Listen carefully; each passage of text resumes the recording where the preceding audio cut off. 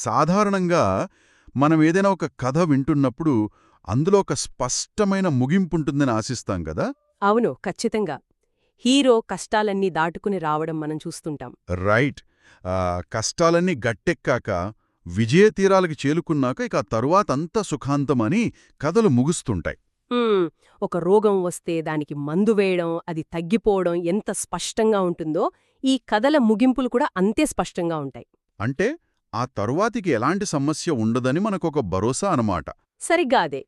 కాని చరిత్రను, ప్రాచీన గ్రంథాలను మనం కొంచెం లోతుగా అధ్యయనం చేస్తే ఈ సుఖాంతమనే భావన ఎంత భ్రమనో మనకర్థమవుతుంది. నిజమే. ఆ సుఖాంతమనేది ఒక రకమైన ఒక తాత్కాలిక విరామం మాత్రమే కావచ్చు. అవును.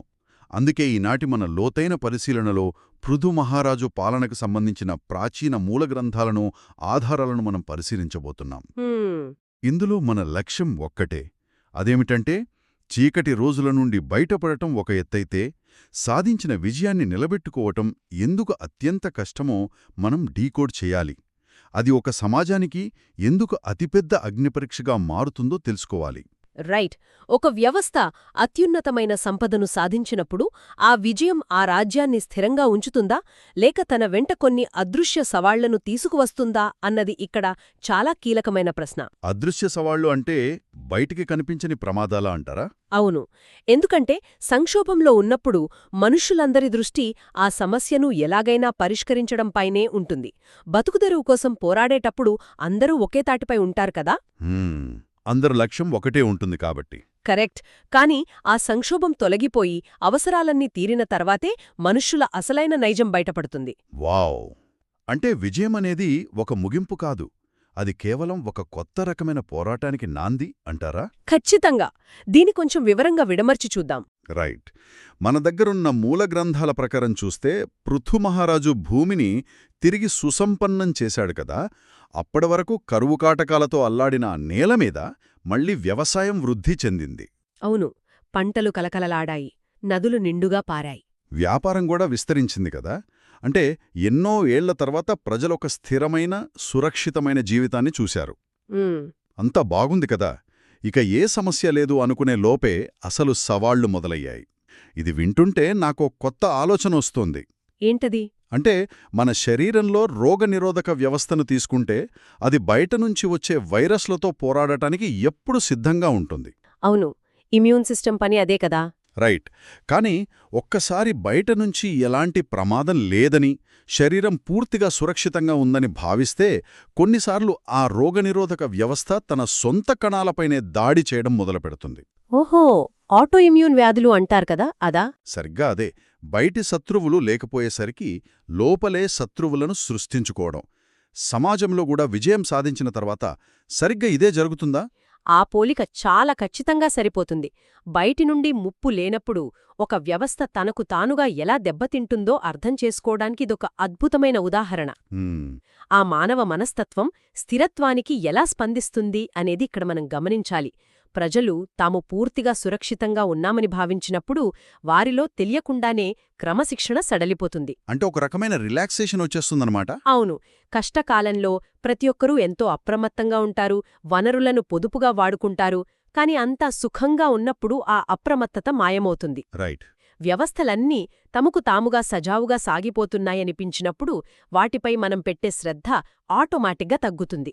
ఎప్పుడైతే మనం బాగున్నాం కదా అని వ్యవస్థలో అలసత్వం మొదలవుతుందో అక్కడ మెల్లగా అసమతుల్యత మొదలవుతుందన్నమాట. కరెక్ట్, ఎవరికీ కనబడని విధంగా మొదలవుతుంది. సంపద తీసుకువచ్చే అతిపెద్ద అదృశ్య ప్రమాదం ఇదే. కాని ఇక్కడే ఒక ముఖ్యమైన ప్రశ్న వస్తోంది నాకు. చెప్పండి. మనం సాధారణంగా చూసే చరిత్రలో రాజ్యం సుభిక్షంగా ఉన్నప్పుడు పాలకులు సింహాసనం మీద విశ్రాంతి తీసుకుంటారు, లేదా తమ విలాసాల్లో మునిగిపోతారు కదా. చాలామంది రాజులు అలాగే చేశారు. కాని మన గ్రంథాలు చెబుతున్న దాని ప్రకారం పృథు మహారాజు అలా చెయ్యలేదే. ఆయన కోటకే పరిమితమైన పాలకుడిలా కాకుండా ప్రజల మధ్యన ఉండే రక్షకుడిగా ప్రయాణించాడు అనుంది. అవును, ఆయన ఎప్పుడూ ప్రజల్లోలి ఉండేవాడు. అయితే ఇక్కడే నాకో సందేహం కలుగుతోంది.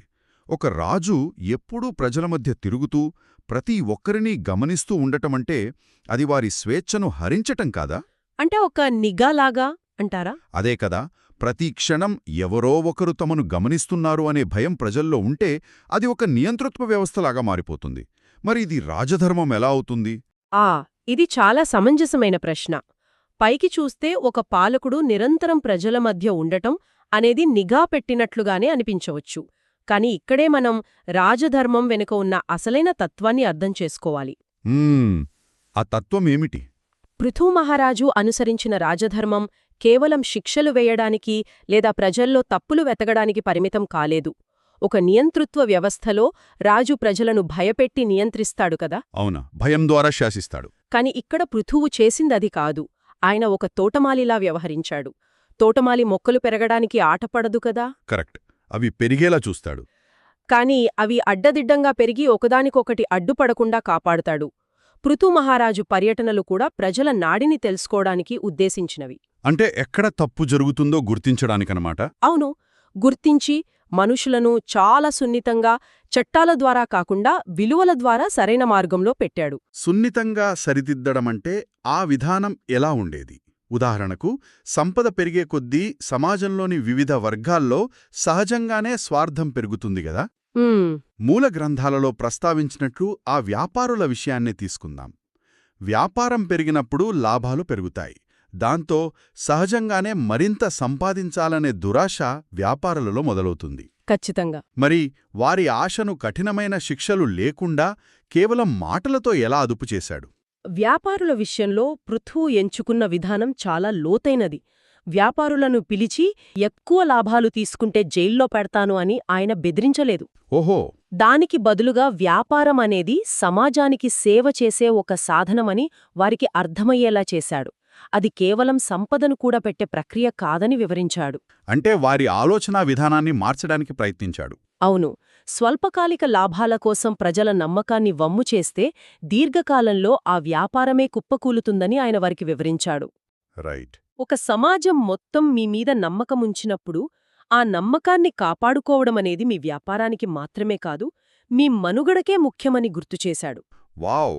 అంటే శిక్ష భయంతో కాకుండా వారి వ్యాపార విధానాలను నైతికతతో ముడిపెట్టాడన్నమాట.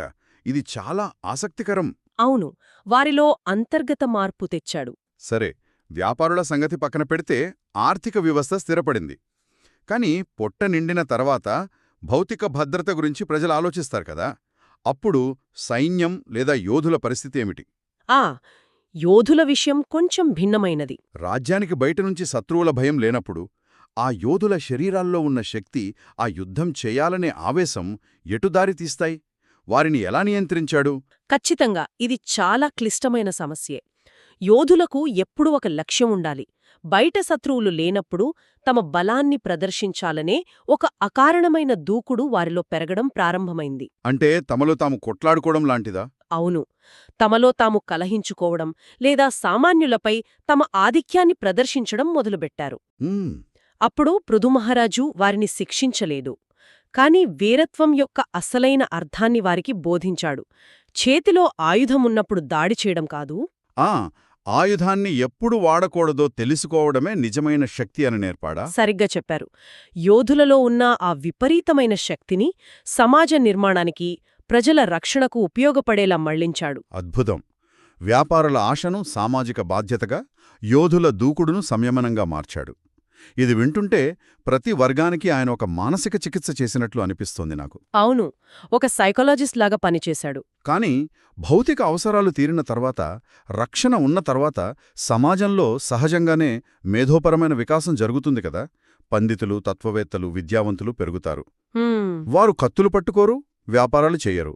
మరి వారి వల్ల సమాజానికి ముప్పెలా వస్తుంది? పృథువు వారిని ఎలా దారిలో పెట్టాడు? సమాజం ప్రశాంతంగా ఉన్నప్పుడు కళలు, విద్యలు వికసిస్తాయన్నది నిజమే. కాని జ్ఞానం పెరిగే కొద్దీ పండితులలో ఒక రకమైన అహంకారం తలెత్తుతుంది. మాకంతా తెలుసు, మిగిలినవారంతా అజ్ఞానులు అనే భావనొస్తుంది. ఓహో, మేధోపరమైన అహంకారం అన్నమాట. ఇంటెలెక్చువల్ ఎరోగన్స్. కరెక్ట్. వారు సమాజం నుండి విడిపోయి తమను తాము ఒక ప్రత్యేక వర్గంగా భావించడం మొదలుపెట్టారు. అప్పుడు పృథు మహారాజు ఆ పండితులకొక సత్యాన్ని గుర్తుచేశాడు. ఏమని?